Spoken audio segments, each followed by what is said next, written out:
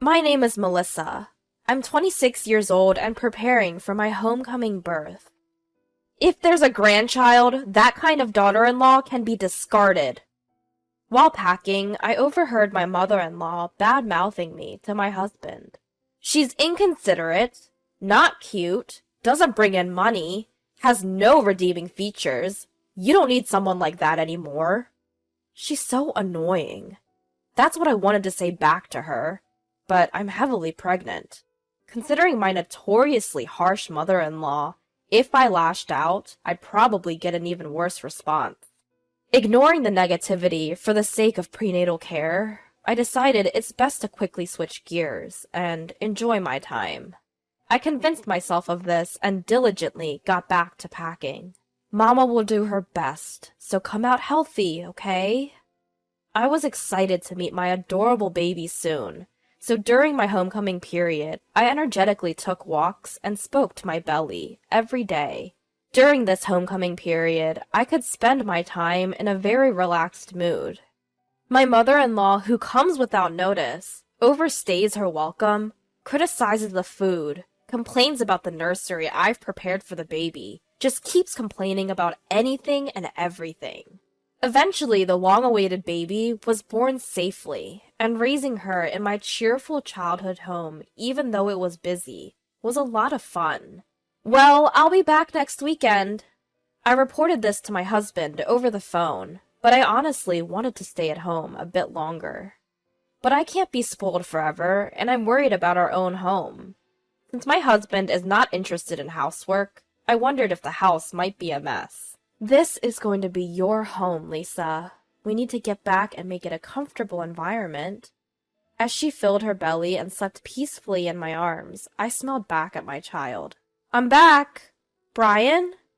I had a lot of luggage and I pressed the doorbell, hoping someone would open it for me, but there was no response, so I had no choice but to struggle to unlock the door and enter the house, but there was no sign of anyone. I had told him I would be back at this time.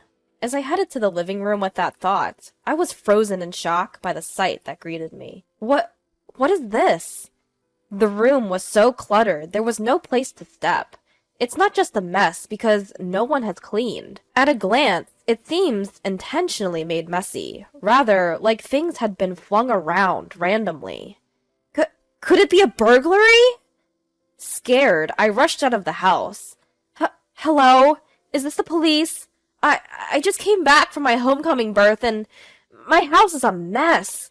While I was trembling and making the call, my well-slept child began to fuss and I was in a panic. A familiar neighbor who was passing by became concerned for us and let us rest in their house for the time being. The neighbor was able to calm my shaking with fear and surprise, and after my daughter drank some milk, she fell asleep again. Before long, I heard the sirens of the police cars, and I returned to my house accompanied by my neighbor. The front door was locked. I got scared seeing the living room and haven't checked the other rooms. When I explained, the police praised me for my good judgment. I learned that when a burglary occurs, it's dangerous to encounter the intruder. It's safer to go outside and wait for the police, rather than checking on your own. I had been in such a rush that I didn't even consider the possibility of running into the burglar, but upon imagining it, I was filled with fear. What? What's this?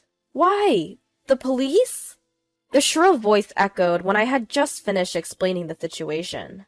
Oh, it's a terrible situation, mother-in-law. Our house is in a complete mess. We suspect a burglary, and the police are here to investigate. Before I could finish my sentence, I felt a harsh slap across my cheek, which made my vision sway. Amidst the commotion of the neighbors and police, I instinctively held my stinging cheek, while my mother-in-law, her face flaming red, shouted loudly, "You shameless woman! How dare you do this? A burglary, you say? And to call the police? What were you thinking?" Huh? I was stunned, unable to comprehend the fury of my mother-in-law, coupled with the throbbing pain in my cheek.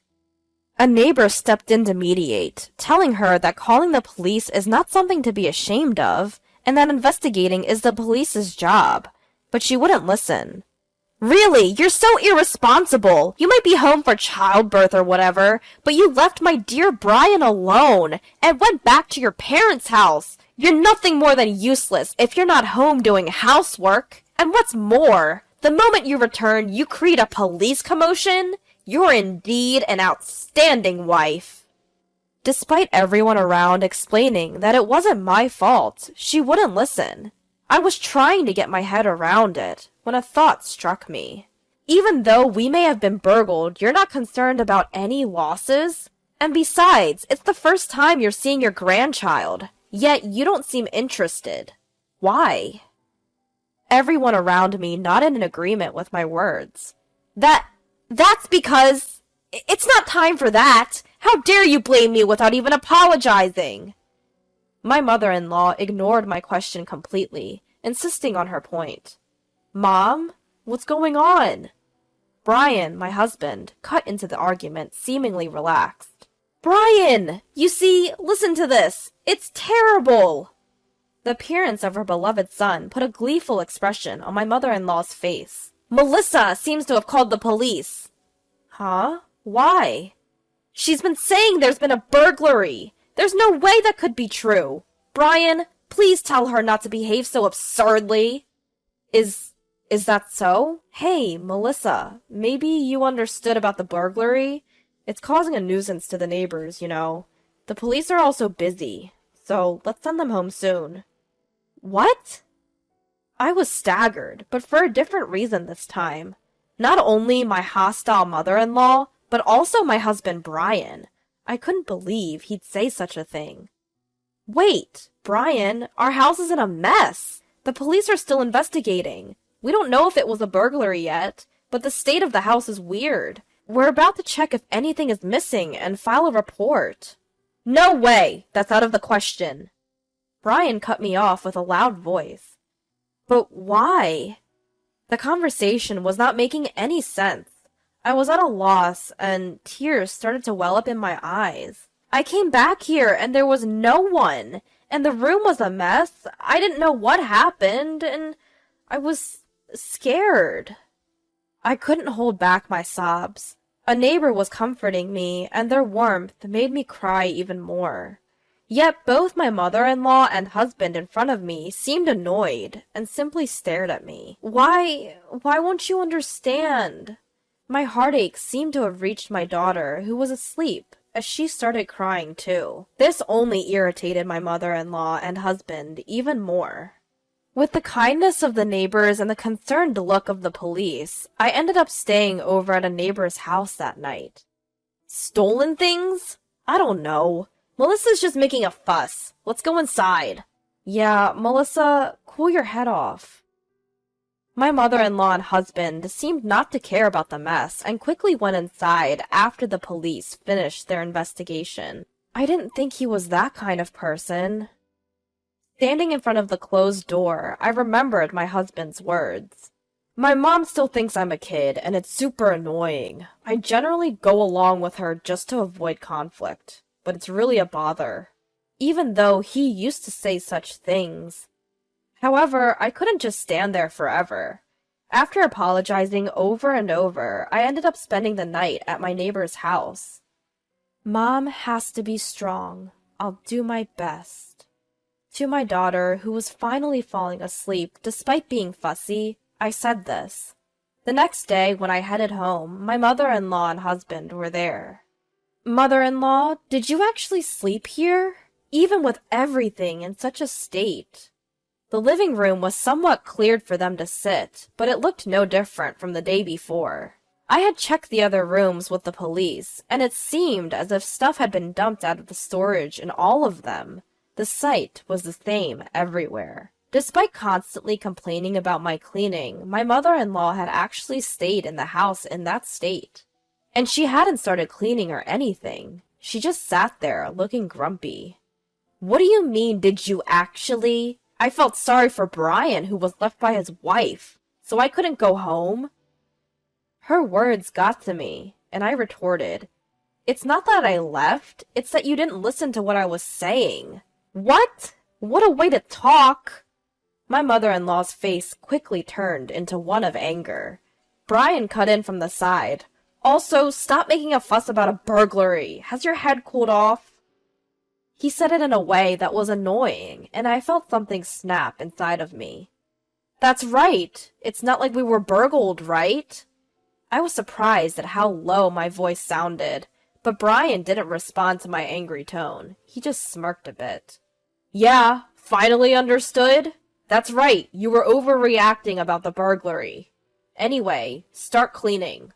Brian said it as if it was someone else's problem, and my mother-in-law also raised her chin in a triumphant way. Housework and childcare are a wife's job, aren't they? My mother-in-law said this in a sickeningly sweet voice, as if talking to a pet. What? I'm not cleaning up. It's your mess, so you should clean it up. I shrugged at the two of them looking down on me. What? Excuse me? As expected, they didn't seem to like my response. You're such a nasty wife. Get moving already. My mother-in-law snapped at me, huffing and puffing. What a pain. My husband grimaced. In front of them, I handed them the divorce papers I had received and filled out first thing in the morning. I want a divorce. Huh? My husband blinked, looking taken aback. That's right. I want a divorce. Right now. At that, my mother-in-law snatched the divorce papers and dramatically moaned. Oh, poor Brian! How terrible to be treated like this! As she cradled my husband's head. Just a big baby, aren't you? I had tried to hold my tongue, but my true feelings slipped out. What did you say? Melissa, you? The two of them were so angry they seemed to be on the verge of bursting. Of course. They weren't going to take my word sitting down, but I wasn't going to back down either. Did you not hear me, or can you not understand, big baby Brian? Divorce! Here are the papers. Please sign them right away. I knew it was petty. I knew I shouldn't sink to their level. But at that point, I didn't care. Enough with the jokes! Bow down! Apologize! Angry, they threw me to the ground, pressing me to the floor. Apologize now! Brian's strength made it hard to breathe, and my eyes filled with tears. Then, Melissa! Get your hands off my daughter! My saviors were my parents, who had come running to my aid. Behind them, I saw the friendly officer from the previous day. Coughing and gasping for air, I was relieved, and my strength left me. What are you doing, barging in here like this? Get out, now! My mother-in-law and husband were being restrained by the officer, writhing and struggling. It's no use. You've been caught in the act of assault. With help from my father, I stood up and said with a smile to the two struggling people, Actually, I only asked the officer to come and check on the situation from yesterday. I never imagined you'd assault me. What the hell is going on? My husband growled, but I wasn't scared anymore. We have a baby monitor camera installed in this house for our little Lisa. It's a live stream camera. It couldn't record the person who trashed the room, but...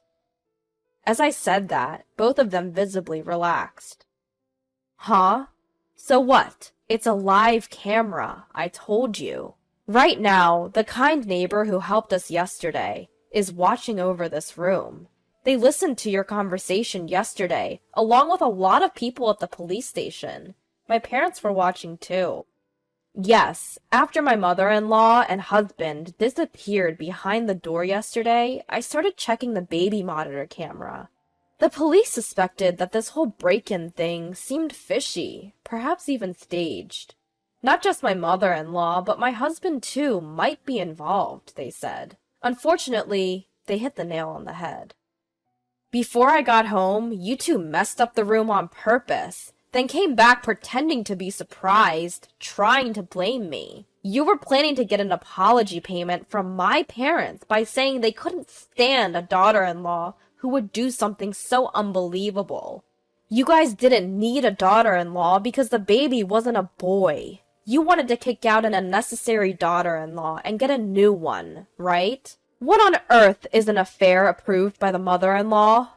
I finished saying everything in one breath, and everyone else in the room was staring at them with cold eyes. It must be some kind of mistake. Huh? No way, I wouldn't cheat. Huh. Melissa? Do you still have more to say? This nonsense. Stop! Mother-in-law, who for a moment forgot her position and started to get angry, was not forgiven by those around her. I also refuse to be told if I'm needed or not, for such an unreasonable reason. I don't need a family that doesn't ask at all about how the baby is doing since I arrived today.